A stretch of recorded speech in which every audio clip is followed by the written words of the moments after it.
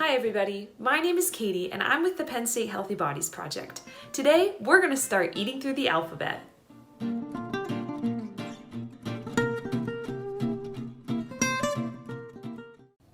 I always like to start off with a poem, so why don't we do that? I want you to watch and I want you to listen. I'm going to say the poem first and then you're going to get the chance to do it on your own. Don't worry, we'll put the words up on the page for you too. This is how the poem goes. I wash my hands, I brush my teeth, I eat good foods all day. I sleep at night and when I wake, I stretch and stretch and stretch and then go play.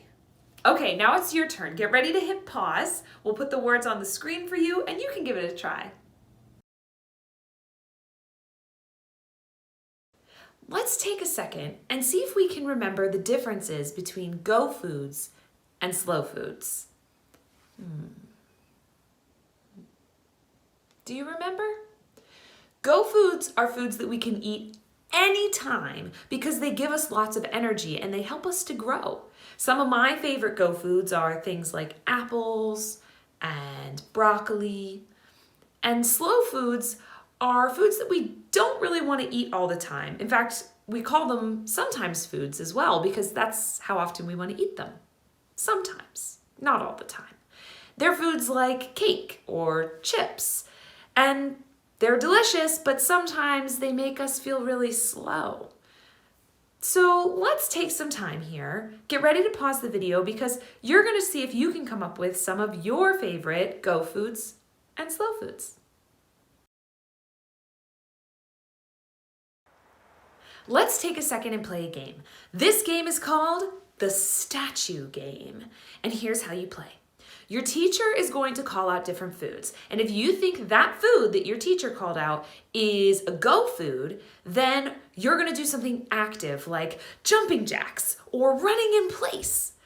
But if you think that the food that your teacher called out is a slow food, then we want you to stand just like a statue. Do you think you're ready to play?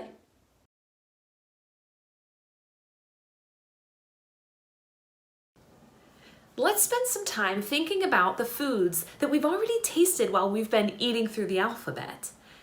What was the last food that we tasted? What was it called? What color was it? What shape was it? What food group did it belong in? What letter did it start with? Why don't you pause the video now and talk about all of those questions and maybe more with the people that you're with.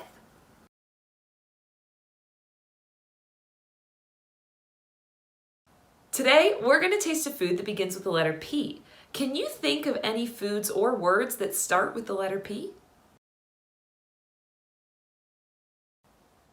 Hey, you did a great job coming up with words. Some of the words I came up with were peppers, papaya, and pineapple. Are you curious to know what our food of the week is? Well, I'm not going to tell you just yet. First, what I'm going to do is I'm going to give you some clues. And then I'm going to show you part of our food of the week. And I'm going to have you try and guess what you think the food is. All right, here come the clues. Ready? Here are the clues for our food of the week. The first clue is that the food of the week starts with the letter P. The second clue is that our food of the week is green. And our last clue is that our food of the week grows in a pod. Do you think you know what it is yet?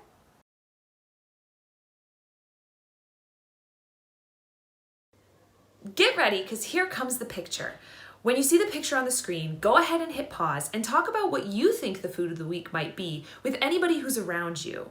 See if you can figure it out before we tell you the answer.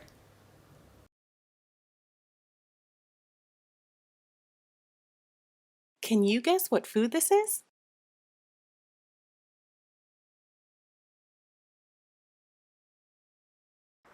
If you guessed that our food of the week is peas, you're right, it is.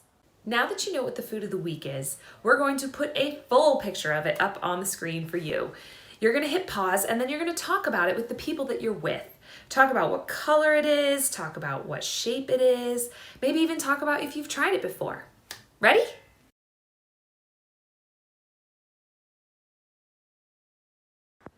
Ready for your quiz questions? My first question is, are peas a fruit or a vegetable? They're a vegetable. And do peas grow on a vine or on a tree? They grow on a vine. All right, now it's time for some fun food facts about our food of the week. Let's go! Peas are a type of bean and they grow in a pod.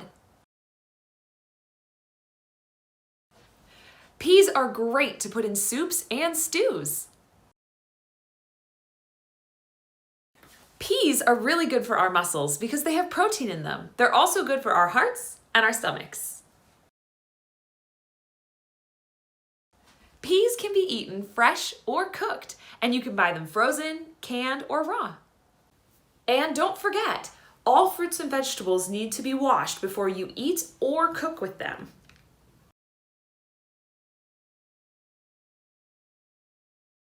Who is ready and excited to try our food of the week? Before we do that though, I want to sing our tasting song. So stand up and see if you can sing it with me or even dance along.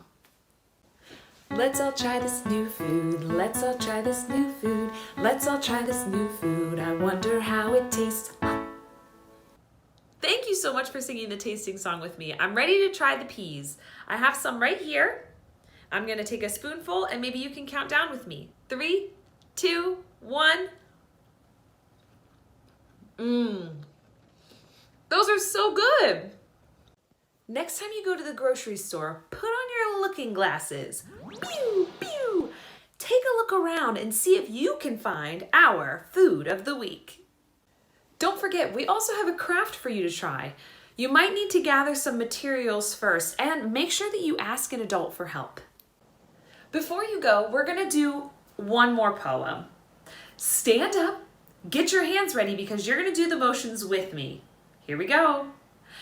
Hands on shoulders, hands on knees. Hands behind you, if you please. Touch your shoulders, now your toes, now your chin, and now your nose. Put your hands up in the air, now by your sides, now touch your hair. Put your hands up as before. Now clap your hands. 1, 2, 3, 4. That's all for today. Thank you so much for joining us. We've really enjoyed learning with you. And we hope to see you next time when we learn about another new fruit or vegetable. Until then, see you later.